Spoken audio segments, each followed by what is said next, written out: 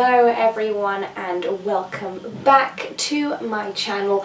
I apologise in advance if there is a rather irritating sound in the background of this entire video because everyone on the planet has decided today's the day to mow the lawn. So today's video is going to be about communication methods, and there's two perspectives you can look at from this. The perspective of you wanting to communicate with spirit and spirit wanting to communicate with you. Now, there's many methods in both categories of which that you can do and they do. So, we are going to jump straight into the ways that you guys can communicate with your guides. So, there's many different ways that you guys can attempt to gain contact where you're the one setting the intention. So you can communicate with cards, you can communicate with a pendulum, you can communicate through meditation. Like in the meditation we did last week where we connected to our spirit guide. You can ask them to come forwards and give an intention there. You can go to psychics and people with the ability to do, clairvoyance and all that sort of thing, and they can give the intention. They can directly ask spirit or bring a message from spirit to you.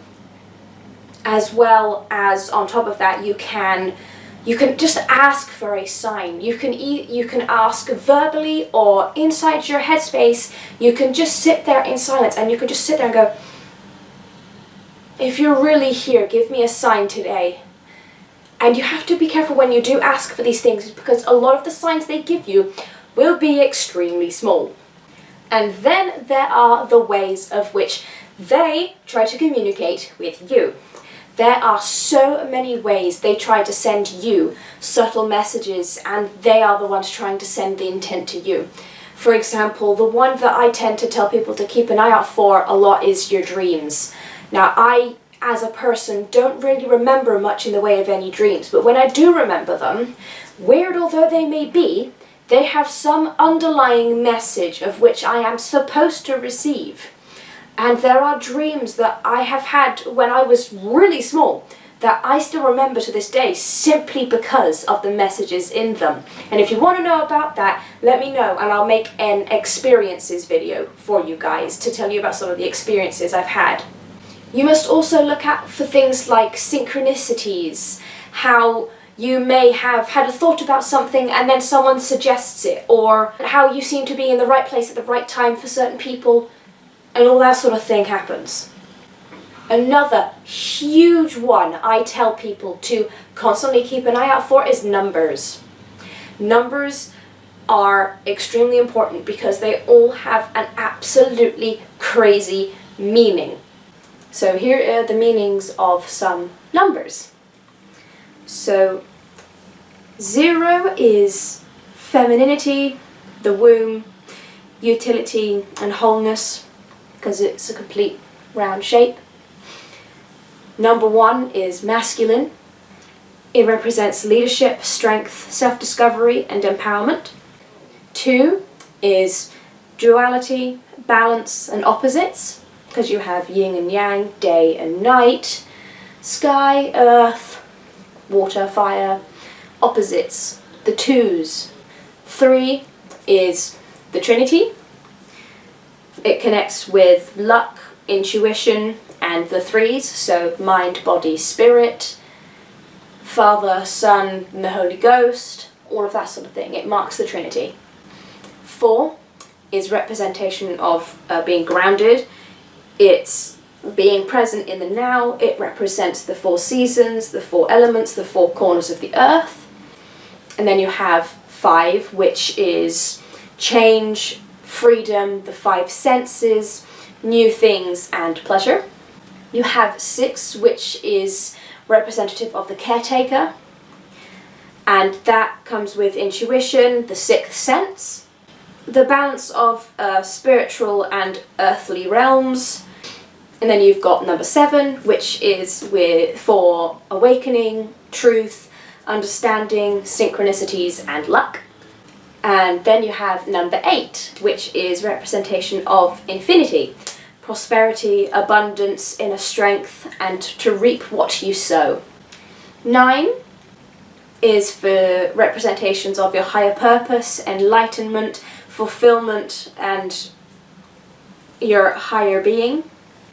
10 represents the end of a cycle, unity of male and female, and completion and companionment. 11 is the extremely powerful number. It is the number of the messenger. It means that an urgent change needs to be made, or you're on the right path and you don't need to change anything. And 12 is the representation of cosmic order. It brings forth individualistic self-expression and creativity. And that is the basics of the numbers when you see these come together and things like that. You can even look this up. There is a lot about it online, so feel free to explore further and have some fun looking it up, and keep your eye out because you never know what you might see. Another good one is feathers. For example, have you ever been out on a walk and out of seemingly nowhere, this white feather just floats down from seemingly nowhere and just lands on the ground in front of you? I know there's several of you watching this video who have had this experience and were not able to debunk it by going, oh look, there goes a pigeon. You know who you are. Yes, that, my friend, means that your angels are there. That they are just giving you a small message just to say, hi, we're here. I'm now going to take you through some of the feathers that we may come across whilst we are outside in nature.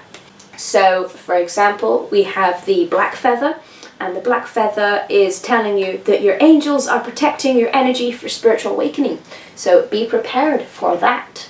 As I said before, white means that it's just a little message from your angels just telling you, hi, we're here. A brown feather represents clouded judgment, and you need to wait for the right time. A black and white feather is representative of change, to inform you that change is coming. And the grey feather represents that life has been very frantic and a bit crazy, but peace is on its way. Also, keep an eye out for things that you see and you hear, like on the radio. Songs that come on the radio that seem to reflect or need to give you the message. Or a post, like if you're scrolling through Instagram or Facebook and there's a post that when you read it you're like, oh, and you can really relate to it and it stirs you up in a way and causes a reaction in some sort of way. That's them sending you a message through any means possible. They can also communicate to you guys with visions. And the one that I find the most amusing is when they communicate using other people. That's basically most of the ways that I can think of personally that they can communicate with you and you can communicate with them. So, if you guys would like to come and join me on the rug, I will show you a few of those examples.